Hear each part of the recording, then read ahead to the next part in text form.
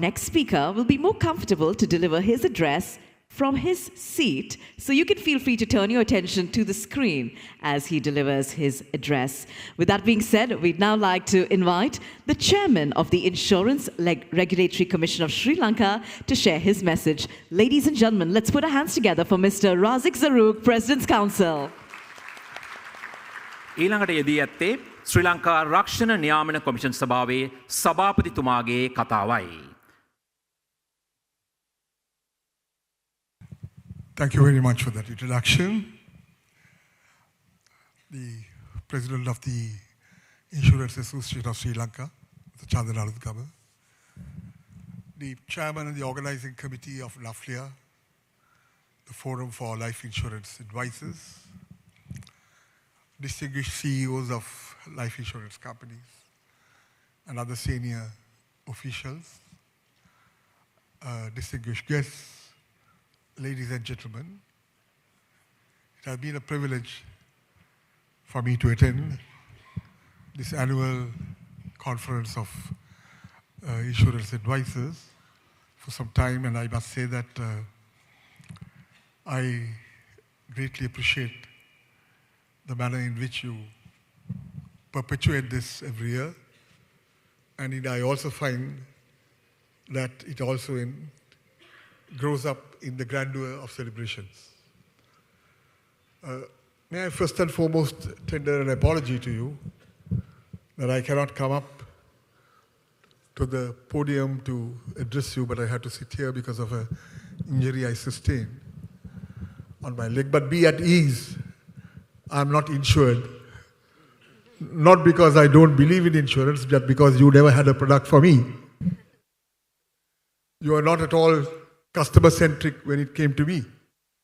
So I put all of you at ease. None of you would have to pay my medical bills. But be that as it may, I would suggest that going back,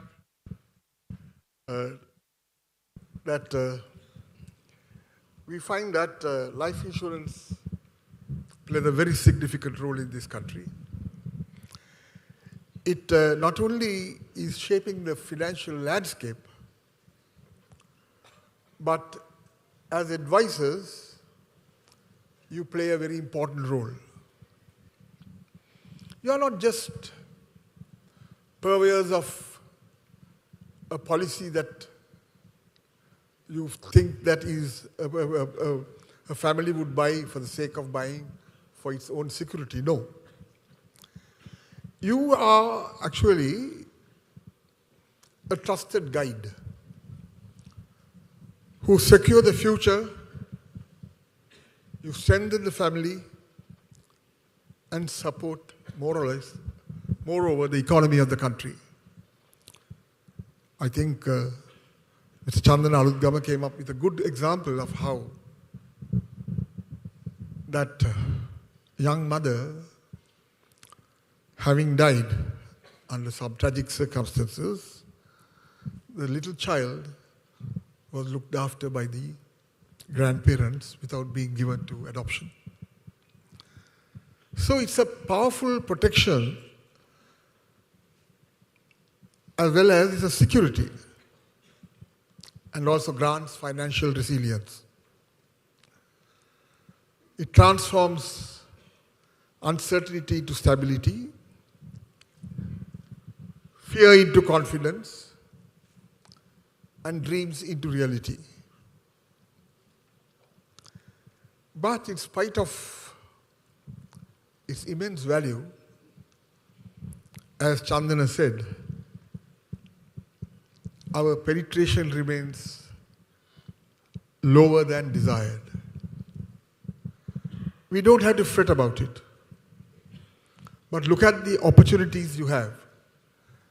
It provides great opportunities for you to sell products to people who deserve it, but unfortunately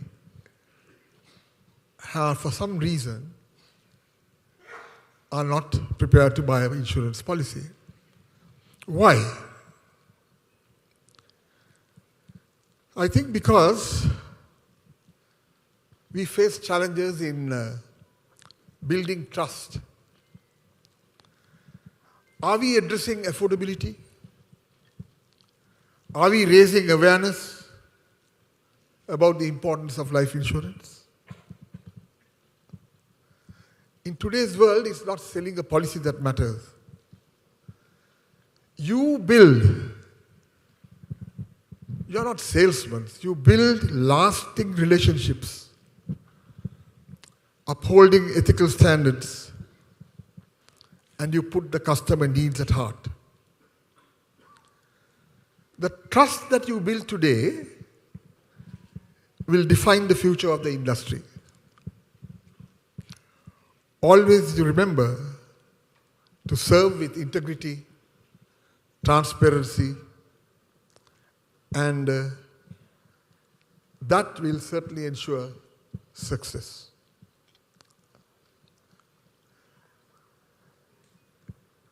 You know, we are living in a very dynamic environment where technology is changing and consumer behavior is rapidly evolving. So how do you meet the challenges? You cannot change the environment. You have to adapt. Adaptability is very, very important. So you have to have knowledge of new products, technologies and market trends. Constantly upgrade yourself in training and enhancement of your skills and knowledge, of course. Life insurance is a product which is a promise to protect the vulnerable, to support the undeserved, and to build a more inclusive society.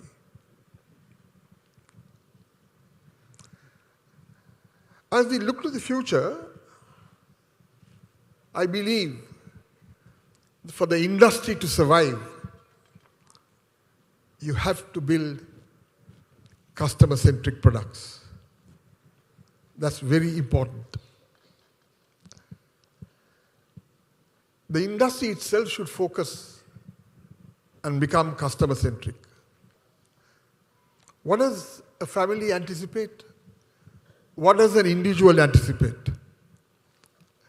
So that you have to develop innovative solutions for different stages of life and income groups.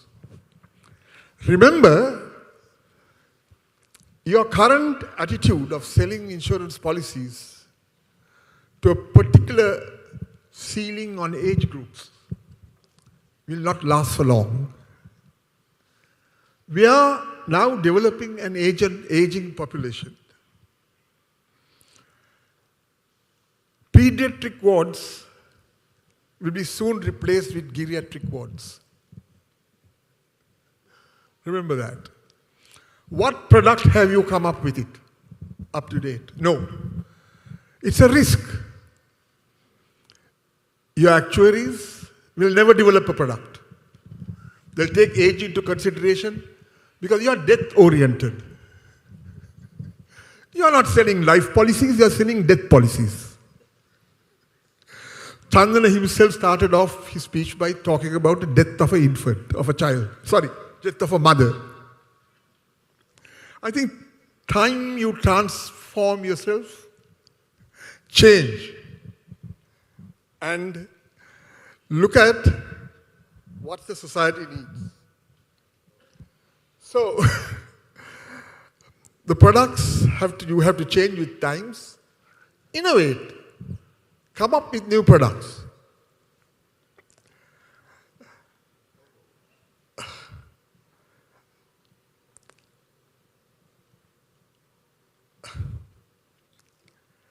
The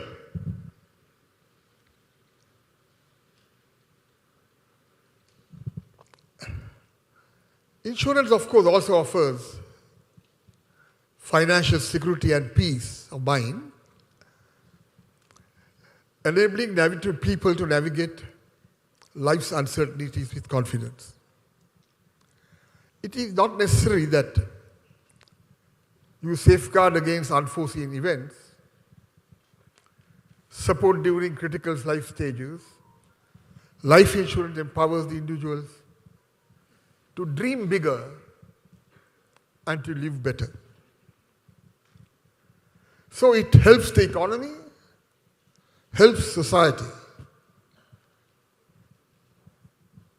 It has its challenges, of course, as I said, and many hurdles that you face today.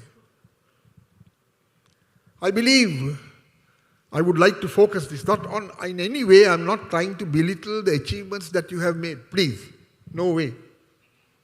You have done wonderfully well in most difficult circumstances. But I am only highlighting the challenges that you face. There is a declining, we as regulators, we note, a declining consumer trust. Why? According to the reports that we get, there's a negative experience with claim processing. There are premium fluctuations. And above all, some of the so-called innovative products that you come up with are too complex. One cannot understand, the customer cannot understand it. So they erode the public confidence. So that is why many in this country remain uninsured or underinsured. Is it due to lack of awareness, affordability, or that the perception that you create that it is inaccessible? So therefore, you have to evolve yourself and look into consumer needs. It's a diverse and dynamic workforce that we have. The demographics are shifting. There are a lot of mental health concerns, aging populations, yet products often fail to reflect these changes. So, you have to rebuild trust, simplify the products, improve clarity, accessibility, and for consumers. Increase transparency, particularly in pricing, claims, and the risk assessment to restore public confidence. Foster ethical practices across the industry to demonstrate reliability and customer centricity. I always stress at every forum, wherever I am called upon to address, that your product should be customer centric. Not that you develop something, you pull it out of your hat like a magician and try to market it to everybody. You can't. Have you looked into and tapped the undeserved markets? No, you ignore them. You have a tendency to ignore them. You tap where the fountain of ease. You don't look into undeserved markets. What products do you have for the low-income communities in the rural areas? Have you diversified your products? Have you thought of micro-insurance and innovate distribution channels? These are areas, vast areas where you could penetrate. Why should be at 0.6% of your life? When our total insurance is 1.1% of GDP. We are at 0.6. It's time we emerge out of 0.6. So, don't think the low-income communities cannot. They would, provided they have a correct product. And the ease of paying their premiums. I came across a person recently.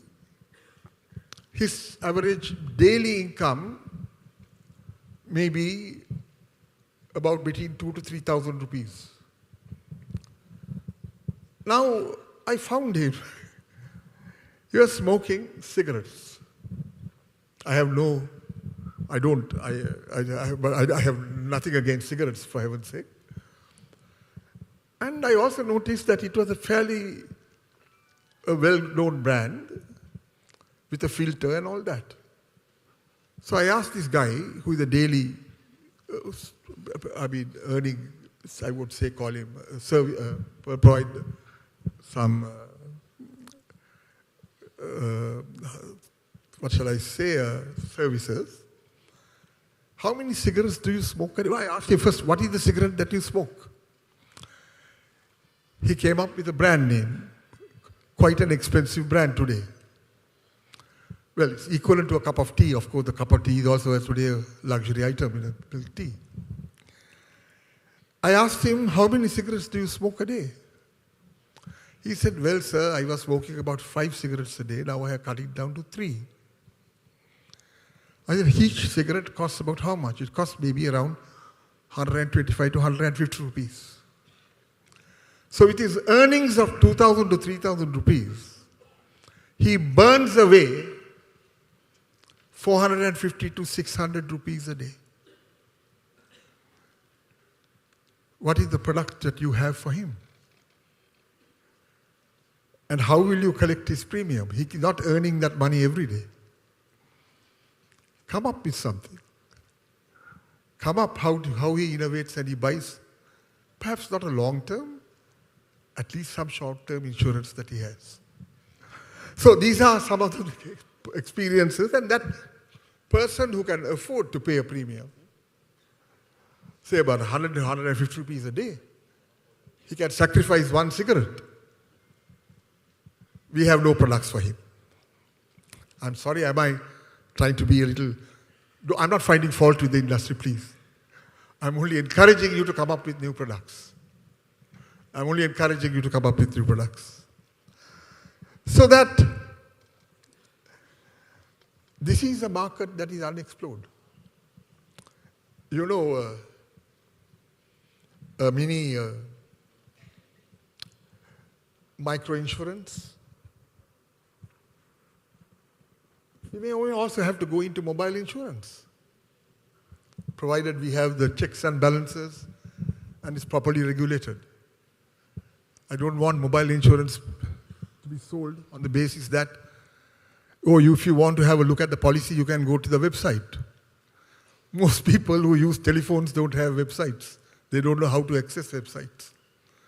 So understand the intelligence and the literacy of the people. When I say the literacy, the IT literacy of the people.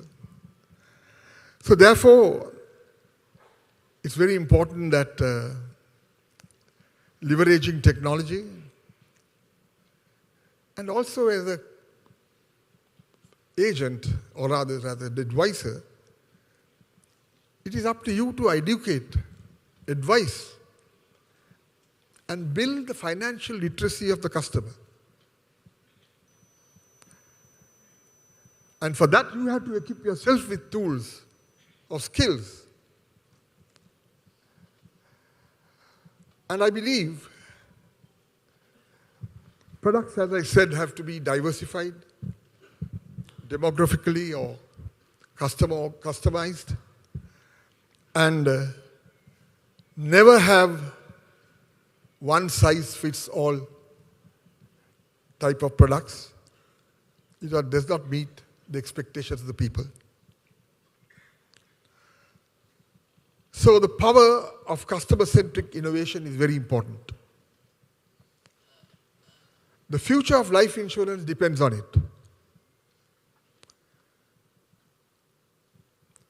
We are now in an era where customers don't look only for policies, they are looking for solutions.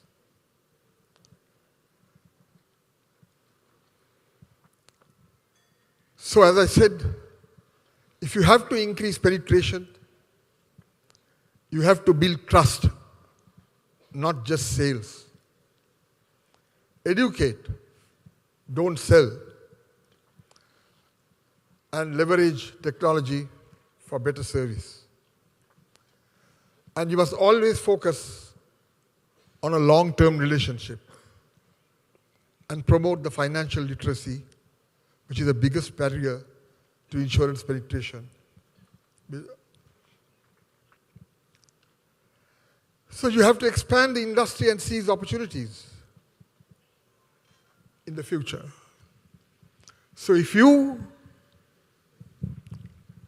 convert yourself, shift paradigm-wise to a more customer-centric orientation with different products that are suited to different levels of the consumer and all the demography, I believe we would have greater penetration and you would also contribute greatly to the economy. So I wish NAFLIA all success in all its endeavors. I congratulate all those successful advisors who have reached targets, gone beyond, some who have reached the Millionaire Roundtable, I believe. And his real representative, I hear, the regional director is also here from India. We recognize him. You are a great encouragement for all of them. So I believe future of industry will grow. Awareness is most important. Adopting technology is most important. And above all, I emphasize always, be customer-centric. Thank you very much for giving me a patient hearing.